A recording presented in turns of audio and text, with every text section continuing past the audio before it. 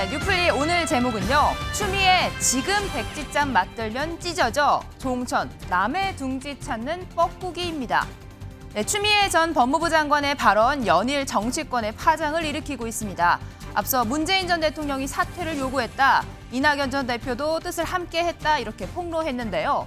어제는 한 유튜브 방송에서 이재명 대표 이야기를 꺼냈습니다. 저는 이재명 대표가 뭐 백지장도 맞들면 낫다 그러는데 백지장 맞들었는데 방향이 다르면 틀리면 찢어져요. 예. 그러면 맞들면 나은 게 아니지. 맞들면 찢어지지. 지금 상태로는 아무 개혁도 안 하고 두루뭉수 현상 관리만 하고 지지율 전전긍긍하고 그러면서 또 표 달라 그러면 누가 표 줍니까? 신용이 다 떨어졌는데.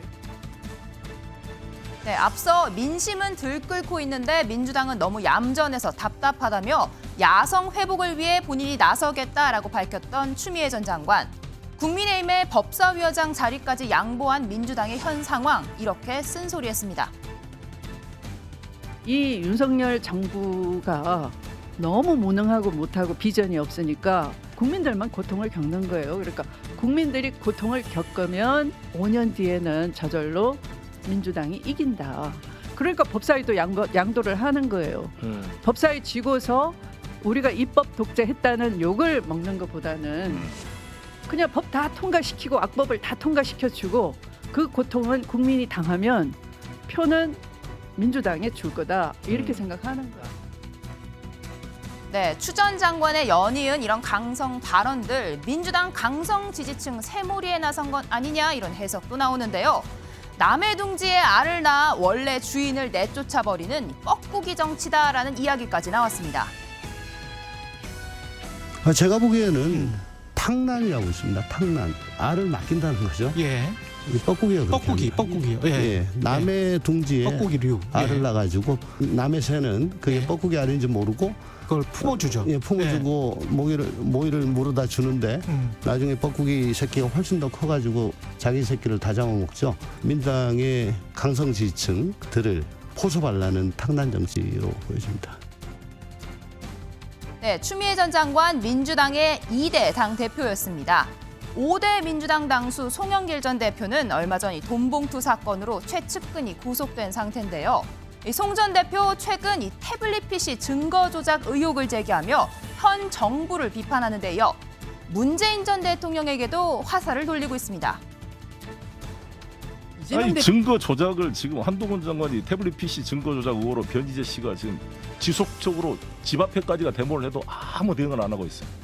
한동훈 장관이 정말 태블릿 PC 증거 조작에 자유롭다면 바로 변희재 빨리 구속시켜야 돼요. 문재인 대통령께서도 더 이상 침묵해서는 안 됩니다. 그렇지 않습니까? 그렇습니다. 네. 지금 한가하게 무슨 책방하고 있을 때가 아니잖아요. 그것도 반국가 세력으로 매도하는 이런 상황에서 저는 참고 있다는 것은 있을 수 없는 일이다. 윤석열 바로 해임시켰어야 돼요. 왜 해임을 못 시켰습니까? 뭘 그렇게 겁을 내고 후폭풍을 두려워해서 그걸 우리 검찰총장이라고 이렇게 오냐오냐해서 여기까지 만든 게 너무나 안타깝고요. 네, 이렇게 민주당 두 전직 대표의 발언 총선용 전략이라는 해석이 나오는 가운데 올해 81살 야권 원로인 박지원 전 국정원장도 민주당 전방위 비판에 나섰습니다. 네. 이건 백해무익한 얘기를 왜 지금 꺼내는지 저는 추미애 장관께서 좀 자제해 주셨으면 좋겠다. 송영길 전 대표도 지금 보십시오. 어떻게 됐든 그러한 문제로 무리가 있다고 하면 좀 자숙해 주는 것이 좋다. 그러니까 이재명 대표가 먼저 전화를 했으면은 귀국했느냐 만나자 했으면은 빨리 만나야죠. 아니 그거 지금 안 만나고 저렇게 돌아다니는 것은 윤석열이 바라는 민주당이 되는 거예요. 네, 이런 작심 발언을 하면서요. 사선 박지원 전 원장 오늘 총선 출사표를 던졌습니다. 너무 올드보이 아니냐라는 비판에 자격이 있다 이렇게 맞받아쳤습니다. 저는 출마합니다. 장소는 아직 정하지 않았습니다. 제 목포나 제 고향 해남 진도 완도 여기를 고려하고 있습니다. 네. 너무 올드보이들이 귀환하려고 한다라는 비판도 있습니다. 저는 농사를 지었습니다. 지금도 짓고 있습니다. 그러면 추수할 권한도 있죠. 그러니까 판단은 당과 국민이 하는 거고. 네, 이런 가운데 민주당 현직 당 대표는 난데없는 이 주식 이슈에 소환이 됐습니다. 이재명 대표가 지난해 전량 매각한 방위산업체 주식, 이것을 따라서 샀던 박기영 전 국민의힘 부대변인, 어제 SNS에 이재명 대표님 고맙습니다라며 50%대 수익률을 인증했습니다. 민주당 투자 전문가들이 모인 집단이 분명하다 이렇게 적었는데요. 나는 몰랐는데 작전 주시겠습니다. 아침에 조간신문을 펼칠 때마다 상방 화살표를 상한가. 네, 상한가. 10,000원 중반대에 샀는데 30,000원 중반을 넘어가길래 제가 제 계정에 있는 거 다 팔아버리고 있다. 내가 팔고 나니까 쫙 떨어지니 딱 제자리가 버렸다. 오늘 조간에서 주식 보유 관련해서 또 언급이 나왔는데 이에 대해서 좀 한 말씀 부탁드려도 될까요? 저희가 그 대변인 있으니까 편안에 대해서는 주식 투자를 왜 하신지 여쭤볼 수 있을까요? 내가 왜 대선 이후에 주식 투자했는지 내가 길에서 좀 가면서 하는 것도 그러니까요. 예. 배용 주식 처분 계획이 없으실까요? 이해 충돌 소지가 있다는 걸 어떻게 보시는지. 네, 김준일 에디터님. 지금 추미애 전 장관 강성 발언 이어가는 이유, 이재명 대표의 강성 지지층 뺏어오기다, 뻐꾸기 정치다라는 발언 어떻게 보셨습니까?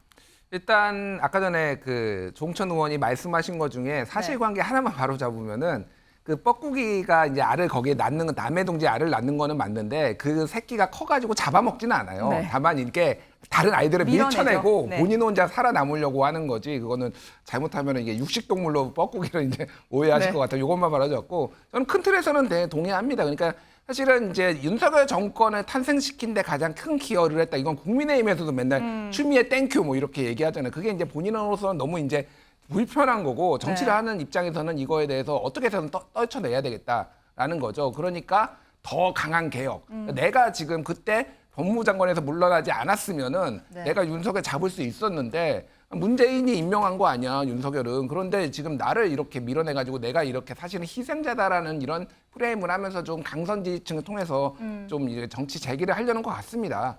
근데 이제 뭐 많은 분들이 지금 우려를 하고 있고 친명계 좌장인 정성호 의원도 네. 이재명한테 도움 안 된다라는 얘기까지 하고 있어요. 그러니까 이게 누구도 지금 친문계도 불편해하고 있고 그리고 이낙연계도 지금 이낙연 대표 저격과 불편하고 있고 심지어는 친명계도 이건 아닌데라고 하고 있으면 이게 본인한테 정말 도움이 될지 그래서 뭐 조국하고 손잡아서 조국 신당 얘기까지 나오고 네. 있는데 글쎄요 이게 좀 굉장히 큰 모험을 하고 있다는 생각을 하고 있고 좀 약간 좀 톤을 낮추고 본인의 목소리를 내되 좀 자중하셨으면 좋겠습니다. 네, 추미애 전 장관이 아들 군 휴가 복귀 문제도 또다시 이제 이야기가 되고 있는데요. 검사 출신 김강산 변호사님, 이 3년 전에는 무혐의 처분이 나왔는데 3년 만에 재조사하는 이런 내용 어떤 배경이 있을까요?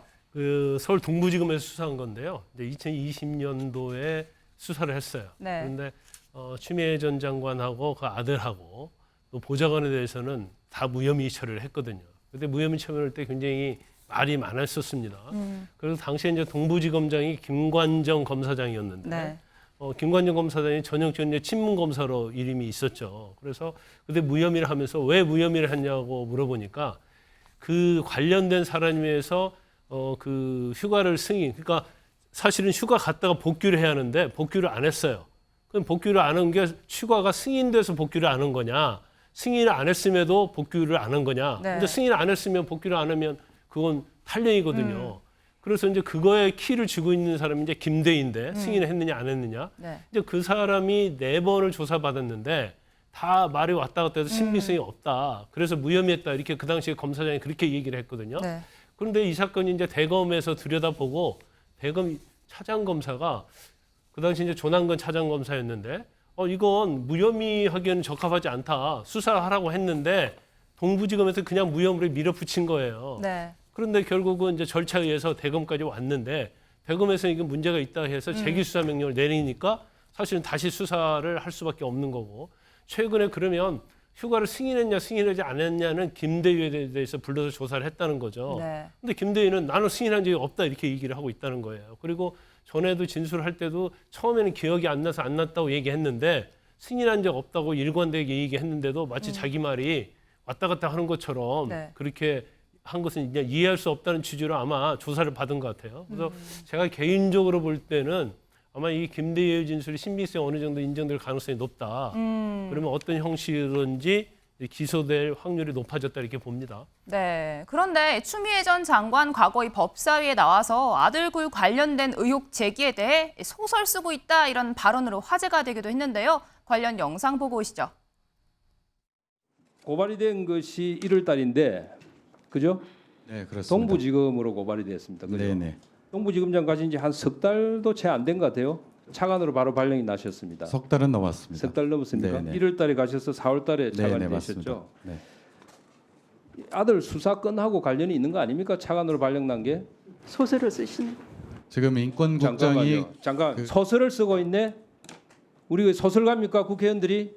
질문 같은 질문을 하세요.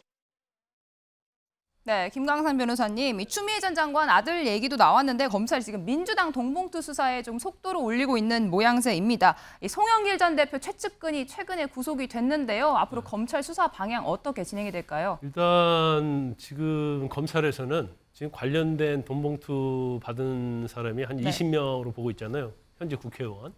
그래서 먼저 조사를 하고 그다음에 송영길 전 대표를 수사할지 아니면 송영길 전 대표도 수사할지를 지금 고민하고 있는 걸 보여요. 그렇지만 일단은 뭐 송영길 전 대표의 보좌관이 구속이 됐기 때문에 네. 수사는 상당히 이제 마무리 단계라고 볼 수 있을 것 같고요. 송영길 전 대표는 이제 검찰청에 가서 나 먼저 구속영장 청구라고 하지 않았습니까? 그런데 아마 7월에 가기 전에 송영길 전 대표에 대한 영장 청구가 이루어질 가능성이 크다 이렇게 봅니다. 네. 김준일 에디터님, 그런데요. 지금 민주당 송영길 전 대표 태블릿 PC 의혹 관련해서 이야기를 하고 있는데 민주당에서도 변희재 씨와 의견을 같이 할 줄은 몰랐다. 조금 충격이다라는 반응인데요. 뭐 굉장히 비판이 많이 나오고 있죠. 그러니까 태블릿 PC 조작설이 이제 어떻게 나온 거냐면은 국정농단의 증거로서 이제 JTBC에서 예전에 태블릿 네. PC를 입수를 해가지고 거기에 연설문도 써 있고 그런 건데 그거의 핵심은 이게 검찰이 그걸 압수해 가가지고 이거를 조작했다라는 거예요. 근데 국과수에서 이미 이거를 검증을 해봤더니 내부 조작은 없었다라고 이제 나왔거든요.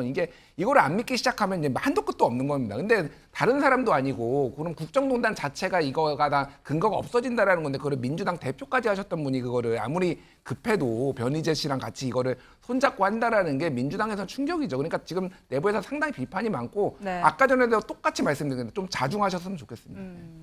네, 말씀 잘 들었습니다. 오늘 뉴풀이 여기까지고요. 다음 앵커의 픽 함께 보시죠.